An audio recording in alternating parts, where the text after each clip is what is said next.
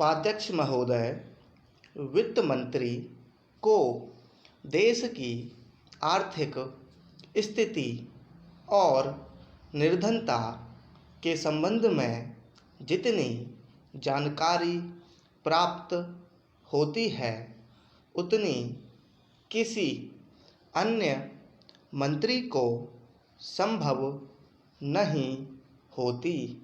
Budget बनाते समय वैसे तो बजट में आय व्यय का ब्यौरा होता ही है, लेकिन मूल रूप में देश की आर्थिक नीतियों में किस प्रकार का परिवर्तन होता है तथा किस मार्ग पर वह देश को चलाना चाहते हैं, सरकार का लक्ष्य क्या है, इन सब नीतियों का बजट में विवरण होता है।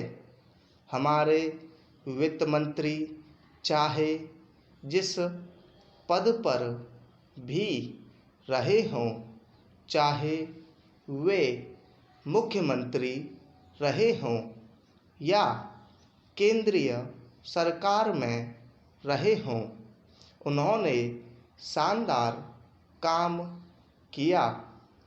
जिस समय उन्होंने बजट प्रस्तुत किया उस समय देश को और विशेष रूप से गरीबों को उनसे बहुत सी आशाएं थीं। देश में लगभग 6 लाख गांव हैं, उनमें जो बेरोजगारी है, गरीबी है, उसके संबंध में देश की जनता को उनसे बड़ी आशाएं थीं और जनता देखना चाहती थी कि वह इस अवसर पर सरकारी नीतियों के द्वारा देश को क्या मार्गदर्शन देना चाहते हैं। इस दृष्टि से 3 महत्वपूर्ण बातें इस समय देश के सामने थीं। देश का आर्थिक विकास तेजी से हो, अधिक लोगों को काम मिल सके और मूल्यों में स्थिरता आए। जहाँ तक इन 3 उद्देश्यों का संबंध है, हमने देखा है कि उस ओर कुछ प्रयत्न हुए हैं।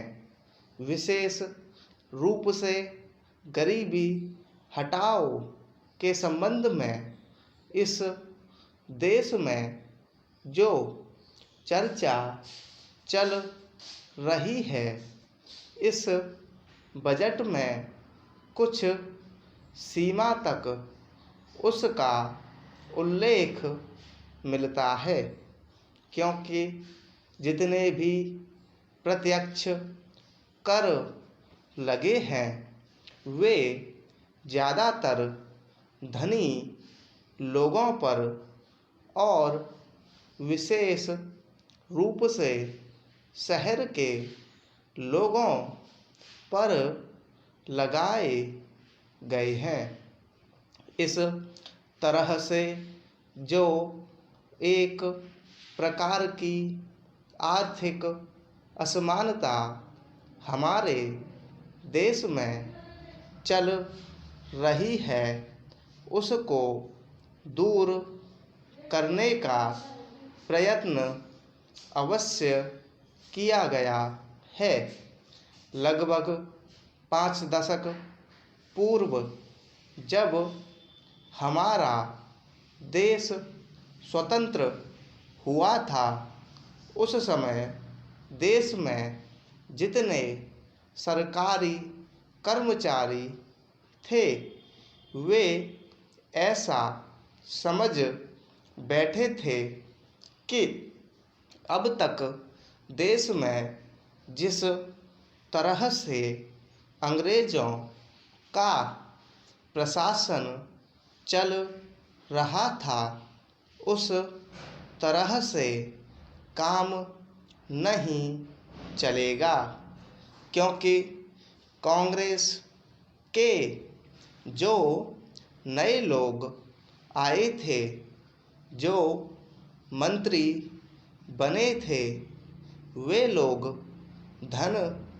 के मामले में त्यागी आदमी हैं। धन से उनको मोह नहीं है, लेकिन बाद में उन्होंने देखा कि हमारे मंत्री लोग भी उसी तरह से शानदार जीवन पसंद करने लग गए जिस तरह से अंग्रेज करते थे। उपाध्यक्ष महोदय, तब उन लोगों को कुछ आशा हुई कि हम लोग भी उसी तरह चल सकते हैं जिस तरह से पहले चल रहे थे, लेकिन अभी हाल में जो चुनाव हुआ उससे देश के धनिकों के मन में बड़ा संदेह पैदा हुआ कि इस चुनाव के बाद उनकी स्थिति वैसी नहीं रहेगी जो अब तक चली आती रही है। गरीबों और अमीरों के बीच में अब तक जो बहुत बड़ा अंतर चला आ रहा था उसको अब तेजी से दूर करने का प्रयत्न किया जाएगा। श्रीमान, मैं आपका बहुत ही आभारी हूँ जो आपने सदन में चालू वर्ष के बजट पर अपने विचार प्रकट करने का अवसर दिया है। मैं इस बजट का समर्थन करना चाहता हूँ। श्रीमान, मैं सबसे पहले अपने दल के नेता प्रधानमंत्री को इस बात के लिए बधाई देना चाहता हूँ कि उनके नेतृत्व में देश में कांग्रेस दल को स्पष्ट बहुमत मिला और इसके फलस्वरूप यहाँ पर केंद्र में एक ऐसी सरकार का गठन हुआ जो कि देश में वास्तव में समाजवाद लाना चाहती है। मैं वित्त मंत्री जी को इस बात के लिए बधाई देना चाहता हूँ कि लोकसभा के मध्यावधि चुनाव में जनता द्वारा कांग्रेस दल को जो आदेश दिया गया था उन्हें स्मरण है और वह तन मन धन से उसका पालन करना चाहते हैं। वह आदेश था देश में सामाजिक और आर्थिक विषमता दूर करने का, देश से गरीबी, बेकारी और बेरोजगारी को हटाने का और देश के जो पिछड़े हुए हिस्से हैं उनका पूरा विकास करने का, साथ ही साथ इस बात का भी आदेश था कि देश के अंदर इस प्रकार की सामाजिक और आर्थिक व्यवस्था पैदा की जाए जिसके अंतर्गत जनता शोषण से मुक्त हो सके। श्रीमान, यह ठीक है कि देश में कृषि के क्षेत्र में उत्पादन में वृद्धि हुई है, परंतु इसके साथ ही साथ यह भी दृष्टि में रखना चाहिए कि लागत में भी पूरी वृद्धि हुई है।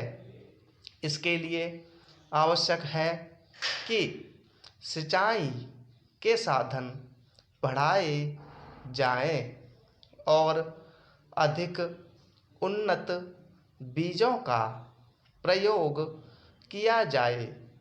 आज कृषकों को कृषि के यंत्र मिलने में बहुत कठिनाई हो रही है, जैसे छोटे छोटे ट्रैक्टरों का देश में बड़ा अभाव है।